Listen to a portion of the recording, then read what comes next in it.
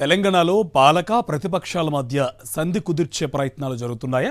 కొన్ని అంశాల్లోనైనా పాలక ప్రతిపక్షాలు కలిసిపోవాలని సీనియర్ నేత విద్యాసాగర్ రావు చేసిన వ్యాఖ్యల వెనుక మర్మమేంటి?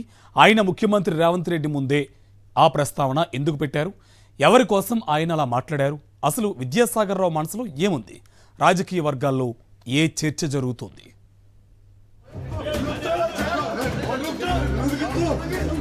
తెలంగాణలో పాలక ప్రతిపక్షాల మధ్య మాటల యుద్ధం జోరుగా కొనసాగుతోంది.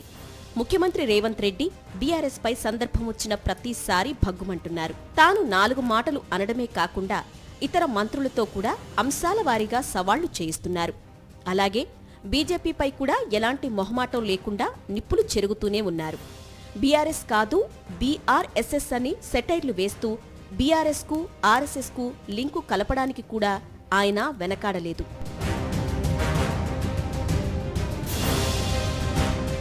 ఇలాంటి పరిస్థితుల్లో హైదరాబాద్లో ఒక కార్యక్రమం జరిగింది.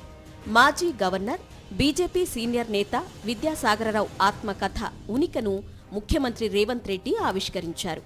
ఈ సందర్భంగా ఆయన అఖిల భారతీయ విద్యార్థి పరిషత్తుతో తనకు ఉన్న అనుబంధాన్ని గుర్తు చేసుకున్నారు. పలు పార్టీలకు చెందిన హేమీలు, సీనియర్ జర్నలిస్టులు, పలు రంగాలకు చెందిన ప్రముఖులు హాజరైన ఈ సభలో రచయిత విద్యాసాగరరావు మాట్లాడుతూ అన్ని పార్టీలకు పనికొచ్చే ఒక ఆసక్తికరమైన సూచన చేశారు. సూచననండి, సలహానండి, ఇది ఇప్పుడు రాజకీయ వర్గాల్లో చర్చనీయాంశంగా మారింది. సాంస్కృతిక జాతీయవాదం అనేది భారతదేశంలో అందరిలో ఉంది. పార్టీలు మారినా, పార్టీలున్నా, పార్టీ సిద్ధాంత ప్రణాళిక విధానం కొంతవరకు నచ్చకపోతే ఇంకో దానికి పోవచ్చు, రావచ్చు, అవకాశవాదం ఉండొద్దు. కానీ ఇవన్నీ కూడా మన సాంస్కృతిక జాతీయవాదంలో ఉందని, పాలకపక్షం ప్రతిపక్షం కూడా కలవాల్సినటువంటి అవసరం ఉంటుందని లాల్ కృష్ణ అద్వానీ గారు వారు మై లైఫ్ మై కంట్రీలో చాలా స్పష్టంగా రాయడం జరిగింది. ఆయన ఎయిర్పోర్ట్లో రాహుల్ గాంధీ గారితో కలిసినప్పుడు రాహుల్ గాంధీ గారి తండ్రిని రాజీవ్ గాంధీని గురించి కూడా మాట్లాడుతూ ఈ రాజకీయాలు ఎట్లా ఉండాలనే చర్చ చేసిన సంగతి ఆయన చివరిగా ఆయన బుక్లో రాసిన ఏంటంటే కంక్లూజన్ ఏమిటంటే దిస్ ఇస్ ఎ కల్చరల్, మనకు ఈ భావన మన భారతదేశంలో ఉంటుంది కాబట్టి దీనికి సంబంధించి మనం అందరం ఒకటి కావాల్సినటువంటి అవసరం ఉందని చెప్పడం జరిగింది. పాలక ప్రతిపక్షాలు కొన్ని సందర్భాల్లోనైనా కలిసి వెళ్లాలని సీనియర్ నేత మాజీ గవర్నర్ విద్యాసాగరరావు హితవు పలకడం వెనుక ఆంతర్యమేమిటనే దానిపై పాలక ప్రతిపక్షాలకు చెందిన నేతలు చర్చించుకుంటున్నట్టు సమాచారం. విద్యాసాగరరావు కమ్యూనిస్టు కుటుంబంలో పుట్టిన కాషాయవాది. ఎమ్మెల్యేగా, ఎంపీగా, కేంద్ర మంత్రిగా పనిచేశారు. క్లిష్ట పరిస్థితుల్లో మహారాష్ట్ర, తమిళనాడు గవర్నర్గా సేవలు అందించారు. ప్లీడర్ నుంచి గవర్నర్ దాకా ఏ పని చేసినా విద్యాసాగరరావు సక్సెస్ఫుల్గా బాధ్యతలను నిర్వర్తించారనే పేరు సంపాదించుకున్నారు.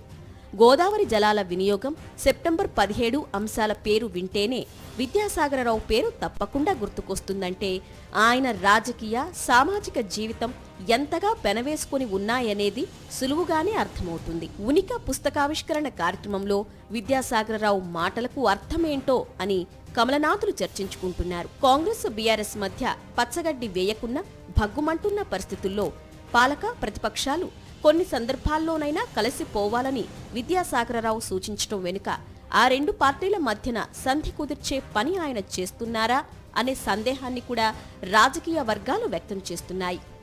కాళేశ్వరం ప్రాజెక్టు నిర్మాణ సమయంలో మహారాష్ట్ర గవర్నర్గా పనిచేసిన విద్యాసాగరరావు పూర్తి స్థాయిలో అప్పటి సీఎం కేసీఆర్కు సహకరించిన సంగతి తెలిసిందే. ఇప్పుడు కాంగ్రెస్ ప్రభుత్వంలో కాళేశ్వరం ప్రాజెక్టుపై విచారణ కొనసాగుతోంది.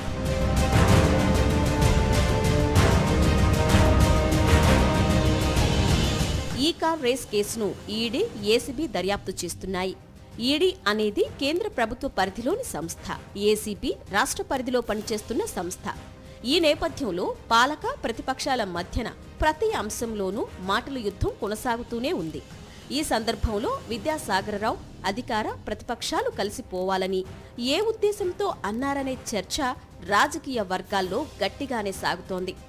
ఎన్టీఆర్ ముఖ్యమంత్రిగా ఉన్న సమయంలో ప్రతిపక్ష పార్టీ నేత సమరసింహారెడ్డి పెట్టిన ప్రైవేటు బిల్లును సభ ఆమోదించిన విషయాన్ని విద్యాసాగరరావు తన పుస్తకావిష్కరణ సభలో అన్ని పార్టీలకు గుర్తు చేశారు. ఆ విధంగా అప్పట్లో ఉన్న ఆరోగ్యకర వాతావరణం ఇప్పుడు కూడా ఉండాలని విద్యాసాగరరావు కోరుకోవడం రాజకీయాల్లో చాలా మంచి పరిణామమే అనేవారూ లేకపోలేదు. బీజేపీ సీనియర్ నేతైన విద్యాసాగరరావు హైడ్రా పనితీరును ప్రశంసించారు. మూసీ సుందరీకరణ చెయ్యాల్సిందేనని అంటున్నారు. ఆ విధంగా ఆయన రేవంత్ పాలనను మెచ్చుకోవటం తెలంగాణలోని పలువురు బీజేపీ నేతలకు మింగుడు పడుతుందా లేదా అనే అంశం ఆసక్తికరంగా మారింది. మొత్తంగా చూసినప్పుడు విద్యాసాగరరావు చేసిన సంధిపూర్వక వ్యాఖ్యలు, సలహాలు తెలంగాణ రాజకీయాల్లో హాట్ టాపిక్గా మారాయని చెప్పవచ్చు.